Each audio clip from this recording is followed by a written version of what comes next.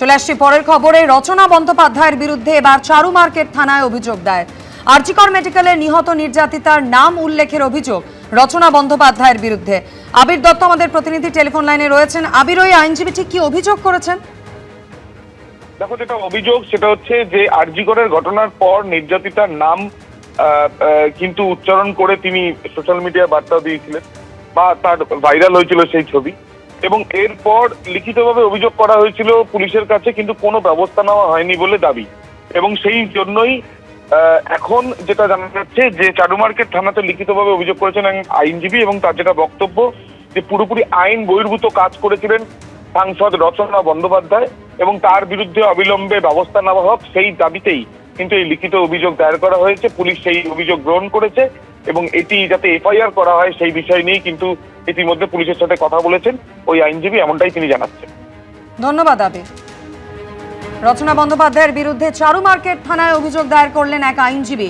আরজিকর মেডিকেলের নিহত নির্যাতিতার নাম উল্লেখের অভিযোগ চারু মার্কেট থানায় তৃণমূল সাংসদের বিরুদ্ধে অভিযোগ দায়ের আইনজীবীর। তৃণমূল সরকারের আমলে পুলিশে অভিযোগ করেও কোনো লাভ হয়নি, এমনটাও দাবি করেছেন আইনজীবী। আমার অভিযোগ হলো যে 2024 সালে আরজিকর ঘটনার পরে আমাদের এমপি শ্রীমতী রচনা ব্যানার্জি একটা পোস্ট করেন ফেসবুকে। তো সেখানে উনি ভিকটিমের নাম প্রায় 4 থেকে 5 বার বলেন। তো ইনিশিয়ালি আমি একটা কমপ্লেন করেছিলাম সিপির কাছে, তৎকালীন সিপির কাছে। উনি কোনো অ্যাকশন নেননি। আজ পর্যন্ত 2026 সাল জুন মাস এখনও সেই ভিডিওটি অনেক জায়গায় আছে। আমার অভিযোগ এটাই, যাতে ওনার বিরুদ্ধে, উনি তো এটা করেছেন, ওনার বিরুদ্ধে অভিযোগ এটাই যে উনি এটা এমপি হয়ে জানা সত্ত্বেও উনি কেন করলেন, এটাই আমার অভিযোগ। আমার অভিযোগ যে উনি যাতে শাস্তি পান। সোনারপুরের ঘটনা উল্লেখ করে এবং অসুস্থতার কারণ দেখিয়ে সোমবার দুপুরে সিআইডির মুখোমুখি হননি অভিষেক বন্দ্যোপাধ্যায়। 15 দিন সময় চেয়েছিলেন, কিন্তু বিকেলে তার কালীঘাটের বাড়িতে পৌঁছে গেল সিআইডি। ফের নোটিশ ধরানো হলো অভিষেক বন্দ্যোপাধ্যায়কে। আগামী সোমবার বেলা 12টায় ভবানী ভবনে তলব করা হয়েছে তৃণমূলের সর্বভারতীয় সাধারণ সম্পাদককে। বিধানসভার সই জালিয়াতি কাণ্ডে সোমবার সিআইডির কাছে হাজিরা এড়ালেন অভিষেক বন্দ্যোপাধ্যায়। এদিন বিকেলেই অভিষেক বন্দ্যোপাধ্যায়ের কালীঘাট রোডের বাড়িতে পৌঁছে গেল সিআইডি। আগামী সোমবার ফের ভবানী ভবনে অভিষেক বন্দ্যোপাধ্যায়কে হাজির হতে নির্দেশ দেওয়া হয়েছে। সিআইডি তদন্তকারী আধিকারিকদের টিম তারা কিন্তু এসে পৌঁছে অভিষেক বন্দ্যোপাধ্যায় কালীঘাট রোডের যে বাড়িতে অভিষেক বন্দ্যোপাধ্যায় রয়েছেন, একজন ফটোগ্রাফারকে নিয়ে আসা হয়েছে। বাড়ির চারপাশে কি পরিস্থিতি, সেই বিষয়টা ভিডিওগ্রাফি করছে। বিধানসভায় সই জালিয়াতি কাণ্ডের তদন্তে সোমবার অর্থাৎ 1 জুন অভিষেক বন্দ্যোপাধ্যায়কে ভবানী ভবনে হাজির হতে বলা হয়েছিল। তবে সোনারপুরের ঘটনা উল্লেখ করে ও অসুস্থতার কারণ দেখিয়ে 15 দিন সময় চেয়ে সিআইডিকে চিঠি দেন অভিষেক বন্দ্যোপাধ্যায়। সিআইডি একটা নোটিশ করে ওই আঞ্চলিক দলের সাধারণ সম্পাদককে, যে আপনি রেজুলেশনের বুক নিয়ে আজকে হাজির হবেন।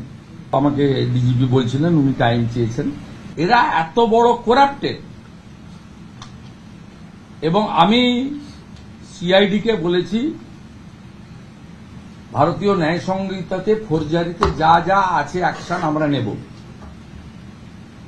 কারো অসুবিধা থাকলে, কেউ অসুস্থ থাকলে তাকে টাইম দেবেন কিনা আইও বা তার অর্গানাইজেশন ঠিক করবে। সোমবার বিকেল 5টা 50 নাগাদ ফের একটি নোটিশ দিতে অভিষেক বন্দ্যোপাধ্যায়ের কালীঘাট রোডের বাড়িতে পৌঁছে যায় সিআইডি। সিআইডির 11 জন আধিকারিক, 11 জন অফিসার তারা দাঁড়িয়ে রয়েছেন বাড়ির বাইরে গেটের সামনে। বিকেল 5টা 50 থেকে কিছুক্ষণ আগে পর্যন্ত সিআইডির আধিকারিকরা তারা বলেছিলেন যে অভিষেক বন্দ্যোপাধ্যায়কে আসতে হবে, এসে রিসিভ করতে হবে, অন্য কারোর হাতে তারা এই কপি দেবেন না। পরবর্তীতে আমরা দেখলাম যে শারীরিক অসুস্থতার কারণ তিনি জানালেন, এবং তার যিনি প্রতিনিধি এলেন তিনি এসে সেই কপি নিয়ে গিয়েছেন। অভিষেক বন্দ্যোপাধ্যায়ের অফিসের কর্মী বলে পরিচয় দিয়ে এই ব্যক্তি সিআইডির হাতে রিসিপ্ট কপি দিয়ে যান। হ্যাঁ, সাইন করে দিয়েছে। কেমন আছেন উনি? শরীর ভালো না, এমআরআই হয়নি, সিটি স্ক্যান হয়নি, বুকে এখনো চোট আছে, জানি না কি করবে। কালকে বলেছিল, ওনাদেরকে রিকোয়েস্ট করেছিল, কালকে এলে দাদা হয়তো নিজেই নিয়ে নিতে পারত, এখন তো টাইম দিলেন না।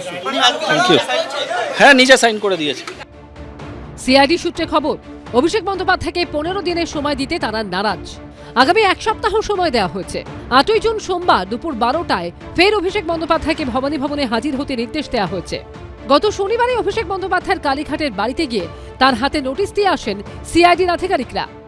আমি রিসিভ করে ছেড়ে দিয়েছি, এবং তার যা উপযুক্ত ব্যবস্থা আমি আমার আইনজীবীর সাথে কথা বলবো, এবং আমাকে যদি কোথাও কোনো সহযোগিতায় দরকার পড়ে যদি ডাকে আমি যাব।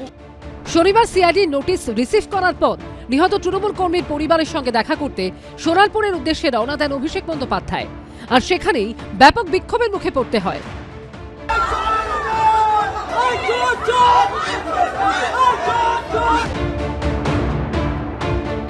কলকাতায় ফেরার পর প্রথমে অ্যাপোলো ও পরে বেলভিউ হাসপাতালে নিয়ে গেলেও কোথাওই ভর্তি হতে পারেননি অভিষেক। এদিকে শারীরিক অসুস্থতার কারণে সোমবার সিআইডির কাছে হাজিরা এড়ান তিনি। অন্যদিকে সই বিতর্কের তদন্তে স্পেশাল ইনভেস্টিগেশন টিম গঠন করল সিআইডি। একজন ডিআইজি নেতৃত্বে টিমে থাকবেন একজন ডিএসপি এবং দুজন ইন্সপেক্টর। পার্থপ্রতিম ঘোষ, সন্দীপ সরকার ও হিন্দলদের রিপোর্ট, এবিপি আনন্দ। 15ই মের পর 1 জুন পুর নিয়োগ দুর্নীতির মামলায় ফের ইডির জিজ্ঞাসাবাদের মুখোমুখি হলেন রথীন ঘোষ। 2009 থেকে 2020 সাল পর্যন্ত তৃণমূল পরিচালিত মধ্যমগ্রাম পুরসভার চেয়ারম্যান ছিলেন রথীন ঘোষ। ইডির সূত্রে দাবি 2014 থেকে 2018-এর মধ্যে ওই পুরসভায় নিয়োগে বড়সড় দুর্নীতি হয়েছে। পুর নিয়োগ দুর্নীতির মামলায় সোমবার ফের প্রাক্তন খাদ্যমন্ত্রী ও তৃণমূল বিধায়ক রথীন ঘোষকে ম্যারাথন জিজ্ঞাসাবাদ করল ইডি। সোমবার সকাল 11:30 নাগাদ ইডি দফতরে ঢোকেন রথীন ঘোষ। ডেকেছে, এসছি, কিছু ডকুমেন্ট চেয়েছিল সেগুলো নিয়ে এসছি। ওই ইনকাম ট্যাক্সের রিটার্ন এসবগুলো।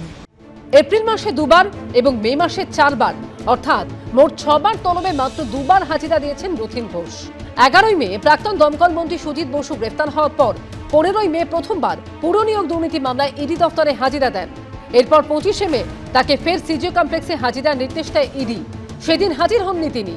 গত 15ই মের পর সোমবার ফের তাকে ম্যারাথন জিজ্ঞাসাবাদ করল ইডি। কর্মফল তাড়া করছে, এখন কার ঘাড়ে চাপবে, কাকে ছেড়ে দেবে সেটা কর্মফলই জানে, আর প্রশাসন জানে, বা ওই এজেন্সিরা জানে, আমরা জানি না। তবে আমরা বলবো যে ধরলে বা ছাড়লে যাই করুন না কেন, তার যেন একটা সাজা হয়, বা যারা প্রকৃত দোষী তাদের যেন ছাড়া হয়।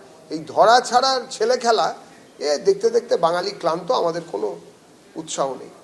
2023-এর 5ই অক্টোবর পুর নিয়োগ দুর্নীতির মামলায় তৎকালীন খাদ্যমন্ত্রী রথীন ঘোষের বাড়িতে তল্লাশি চালায় ইডি। চলে ম্যারাথন জিজ্ঞাসাবাদও। 2009 থেকে 2020 সাল পর্যন্ত তৃণমূল পরিচালিত মধ্যমগ্রাম পুরসভার চেয়ারম্যান ছিলেন রথীন ঘোষ। ইডি সূত্রে দাবি 2014 থেকে 2018-এর মধ্যে ওই পুরসভাতেও নিয়োগে বড়সড় দুর্নীতি হয়েছে। প্রকাশ সিনহা, সত্যজিৎ বৈদ্য ও শিবাশিস মৌলিকের রিপোর্ট, এবিপি আনন্দ। এবিপি আনন্দ, এগিয়ে থাকে, এগিয়ে রাখে।